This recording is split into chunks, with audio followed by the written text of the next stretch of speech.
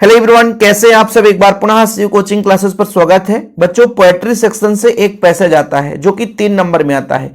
तो जैसे 2022 में आया था बच्चों, वही क्वेश्चन 2024 में पूछ दिया गया था, इसलिए आप लोगों को 2023 का बिल्कुल पढ़ना है। लेकिन चलिए फटाफट रिवाइज कर लेते हैं।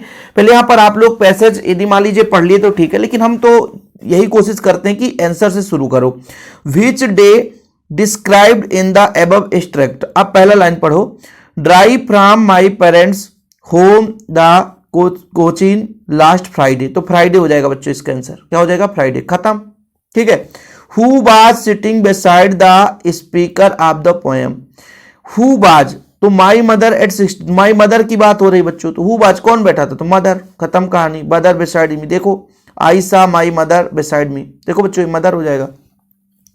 Give the opposite word the soon. Soon का होता है बच्चों लेट। सून मतलब जैसे जल्दी हो गया, तो लेट मतलब कमिंग सून नहीं बोले, जल्दी आने वाला है, तो लेट मतलब है ना देरी से। The poet is coming from, कहां से आया था भैया, कहां से आया था, इसका राइट आंसर बताना है। कहां से आया था, पहले इसमें देख लो। तो यहां पे driving from my parents home, कहां से आया था, पेरेंट्स होम। तो देखो जरा पेरेंट्स होम है क्या, हाँ भाई पेरेंट्स होम से, चलो ठीक है आंसर मिल गया। इसके बाद बच्चों अगला प्रश्न है द बर्ड कार्प्स मीनिंग। अब यहां पे बच्चों कार्प्स मीनिंग बताना है इसका। ये भी यदि मान लीजिए इसका कहीं पे उल्लंघन हो भैया, मतलब उल्लेख हो, उल्लंघन नहीं, तो भाई इसका यदि मान लीजिए मिल जाए तो ठीक है, नहीं तो फिर ऐसे में आप लोगों को अर्थ जानना पड़ेगा कि भाई इसका मतलब क्या है। तो कहीं पे बच्चों आपको दिख रहा है क्या, और नहीं दिख रहा है तो फिर इसको दिमाग लगाना पड़ेगा।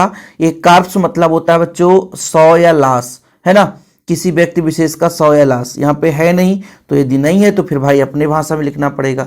तो शव या लाश कहाँ पे हो जाए कार्प्स मीनिंग बच्चों, तो यहाँ पर हो गया आपका डेड बॉडी, यहाँ पर डेड बॉडी से जाएगा, है ना। ठीक बच्चों, यही आया था बच्चों 2024 में, लेकिन क्वेश्चन बदल जाते हैं। अब यहाँ पर नेम ऑफ पोएट, पोएट का नाम तो बच्चों चैप्टर 1 जो है आपका माई मदर 60 डे, मतलब पोएम को फर्स्ट चैप्टर, तो कमला दास, ये आपको याद रहना चाहिए। ठीक, चलिए दूसरा अपना देखेंगे बच्चों question. I looked again at her wan pale as a late winter moon and felt that old, है ना, familiar ache my childhood fear. चलो कोई बात नहीं है, अपन इसको क्वेश्चन देखेंगे तब मजा आएगा। देखो बच्चों, how did the mother face look, ठीक है, 4 ऑप्शन है, तो how did mother face look, तो भैया फेस लुक की बात आ रही है ना, फेस लुक की बात आ रही है बच्चों। How did mother face look, तो 4 ऑप्शन पहले देखना पड़ेगा, ऑप्शन के बिना नहीं हो पाएगा ना।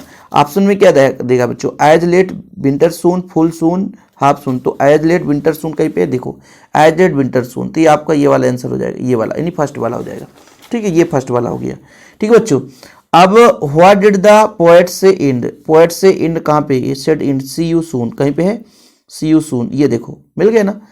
All I did was smile and smile and smile. अरे भैया तो यहाँ क्वेश्चन है what is the meaning of, है ना, PLE पेल्स, मतलब क्या है भाई इसका मीनिंग। इसका मीनिंग हर मतलब हर एक शब्द में मीनिंग आ जाता है, तो हो सकता है इसका भैया टिक लगा लेना, और हो सकता है रिवीजन कर लो यही आ जाए, है ना। इसके बाद बच्चों अगला देखिए, इसमें बोला है कीपिंग क्वाइट। तो भाई एक चीज तो ये है कि पोएट का नेम याद होना चाहिए। जैसे पहला आ गया the name of the poet of this poem, poem में पोएट कौन है बच्चों, तो ये आपका पाब्लो नेरुदा, ये आपको याद रखना पड़ेगा। ठीक है, ये चीज आपको याद ही करना पड़ेगा। स्टिल का मतलब क्या होता है बच्चों, स्टिल का मतलब शांति यानी क्विट। ठीक है, अब इसमें इसका लेना देना नहीं है, बस पोएम से पोएट का नाम पूछ रहा है, बस हो गया। फिर इसमें बच्चों क्या है, what does the poet mean the let's not speak in any language. अब देखो स्पीक इन एनी लैंग्वेज, कुछ दिख रहा है क्या ऑप्शन, ठीक है, स्टॉप इन सेकेंड। भाई वैसे तो यहाँ पे ऑप्शन क्या देखा बच्चों, what does the poet mean by let's, है ना, स्पीक एनी लैंग्वेज। तो यहाँ पे 4 ऑप्शन में आपको कीप क्वाइट का चैप्टर ही है ना, चैप्टर का नाम ही कीप क्वाइट है, तो कीप क्वाइट से मतलब हो जाएगा, खत्म कहानी। अब ऑप्शन दिख ही नहीं रहा है, तो कीप क्वाइट चैप्टर है, तो याद रखिएगा शांति के बारे में बात की जा रही, तो इसी का हो जाएगा आंसर। आगे देखिएगा, इसका देखिए those who prepare green warn, है ना। अब देखो बच्चों ये क्वेश्चन आप लोग बार बार मत पढ़ो, थोड़ा सा रिवीजन करो, है ना। शेड वगैरह आ गया, छाया हो गया, कीप क्वाइट, शांति, बस इतना ध्यान रखना है कौन चैप्टर का है। अब यहां पर आप देखो victory with the no service, survives. अब देखो यहाँ पर आप देखो कहीं पे दिख रहा है सर, देखो victory with no service, reality pleasure, कहीं पे है रियलिटी प्लेजर, ऑप्शन देखना पड़ता है। अब यहाँ पे नहीं दिया है, आंसर ही नहीं दिया है भाई।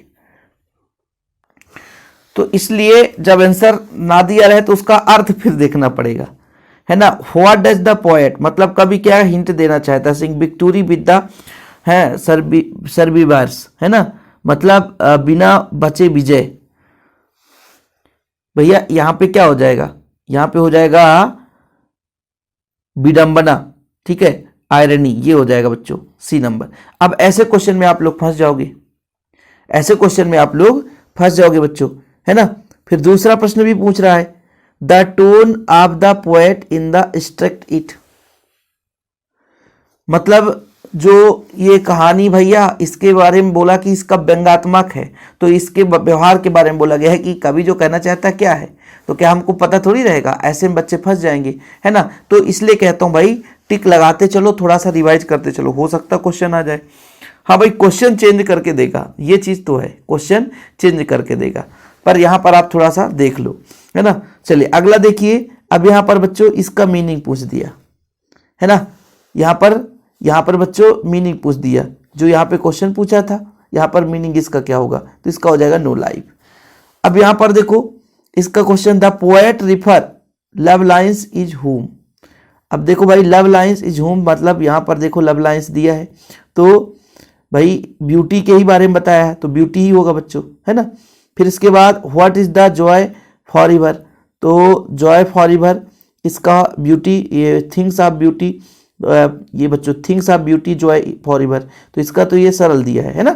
फिर इसके बाद व्हाट रिफर टू वावेर, क्या भैया इसका बोल रहा है ना, तो इसका क्या होगा, अब यहाँ पे दिख ही नहीं रहा है, अब इसको फिर से आपको अर्थ समझना पड़ेगा। व्हाट इज द पावर, मतलब एक प्रकार से ये रिप्रेजेंट करेगा बच्चों शेल्टर, जैसे आपका जो पेड़ का छाया नहीं होता है ना, तो shelter under the shade of tree, पेड़ के नीचे जो है ना एक बसेरा जिसे बोलते हैं बच्चों, आश्रय, वो कहलाता है बॉबेर, है ना। तो ये ऐसे क्वेश्चन आपको घुमा देता है, ठीक। चलिए इसके बाद ये क्वेश्चन 2023 में आया था बच्चों, what move the wealth away from the dark spirit. भैया यहाँ पर देखो, यहाँ पे आपको दिख रहा है, वो दिख जाएगा, कहीं पे ऑप्शन दिख रहा है, what move the pal away from the dark spirit, ढूंढना पड़ता बच्चों, from the our dark spirit such the some the moon, ठीक है बच्चों। यहाँ पे हो जाएगा सम शेप ऑफ ब्यूटी, तो ये एनी शेप ऑफ ब्यूटी, मतलब कुछ, ये फर्स्ट नंबर आंसर हो जाएगा ना। ये मिलता जुलता तो यहाँ तक तो ठीक है, लेकिन जब मिलता ही जुलता नहीं है तो फिर दिक्कत होता है। अब देखो what does the poet mean the green, green bird मतलब ग्रीन फॉरेस्ट, ये तो ठीक है। Which the following poetic device has been use the shady bone, अब इसका हो जाएगा बच्चों आपका इमेजिनरी, है ना, इमेजरी मतलब जो मन में मस्तिष्क में बच्चों एक इमेज बनता है, इसका ये हो जाएगा आंसर। तो इस तरीके से क्वेश्चन आता है भाई, है ना। यहाँ भी थोड़ा देख लो आप लोग फटाफट, है ना, जैसे आ गया, है ना, ये इसका बच्चों नेम ऑफ द पोएट, तो इसका क्या होगा, रॉबर्ट फ्रॉस्ट, याद रखना बच्चों, रोड साइड स्टैंड का, रोड साइड स्टैंड का रॉबर्ट फ्रॉस्ट। आप एक काम करो ना, जितने भी अध्याय हैं उनके जो कवि हैं भाई उनको जरूर लिख लो, पोएट यानी कवि लेखक जो भी हैं, तो आथर पूरे चैप्टर के तुरंत पहला काम कर लो, एक नंबर क्वेश्चन फिक्स है वहां, समझ लेना, ठीक है। The new little shed refer to, किसको रिफर करेगा बच्चों, रोड साइड स्टैंड।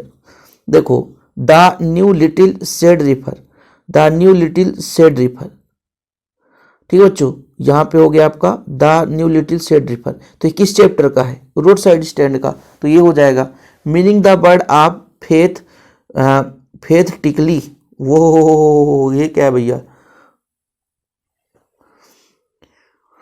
क्या पढ़ोगे आप इसको, तो इसका हिंदी रूप होगा बच्चों, जैसे इसका क्या बोला, पैथेटिकली, ऐसा कुछ भी आप पढ़ सकते हो, तो मतलब दया रूप, दया करुणा ये सब चीज, तो इसका मीनिंग बच्चों है ना पीटी से जाएगा, पीटी मतलब दया होता है, ठीक है, तो ये चीज होता है। तो यहाँ पे जो वर्ड है तो हो सकता है अटपटे आए, लेकिन एक बार इसका भी आप और एक बार इसका भी थोड़ा सा परीक्षा अध्ययन जरूर पढ़ लें, है ना, फिर इसके बाद बच्चों ये थर्ड लेवल, इधर एक्सट्रैक्ट फ्रॉम विस्तास ये वाला, और ये परीक्षा दिन जो बच्चे पढ़ के जाएंगे तो मुझे उम्मीद है कि लगभग आपके 10 नंबर बनेंगे। ठीक है, द लास्ट लेसन भी पढ़ लेना आप लोग। एक बार रिवीजन करने में क्या जाता है भाई, एक बार देख लेना है ना, रिवीजन कर लेना, इसमें आंसर भी दिया रहता है, बस अर्थ आपसे ना निकाल पाते होंगे, दिक्कत होता होगा, लेकिन ज़रूर आप रिवीजन कर लेना। मैं अंतिम बार कह रहा हूँ, परीक्षा देना, परीक्षा बहुत कुछ भी हो, उससे आप लोग अनसीज पैसेज पढ़ के जाना पक्का भैया। ये जो आपके बुक के आते हैं 12 नंबर क्वेश्चन बन ही जाएंगे। यदि आपने कुछ नहीं पढ़ा है तो कोई बात नहीं है, यहाँ से बनना ही बनना है। थोड़ा ये है भाई कि मीनिंग उनिंग थोड़ा कठिन आता है, क्योंकि भाई इंग्लिश का मतलब ही है कि है ना परीक्षा लेना आपसे, और आप यदि सोचोगे कि सरल आ जाएगा तो ये संभव नहीं है। ठीक है बच्चों, जय हिंद, वंदे मातरम।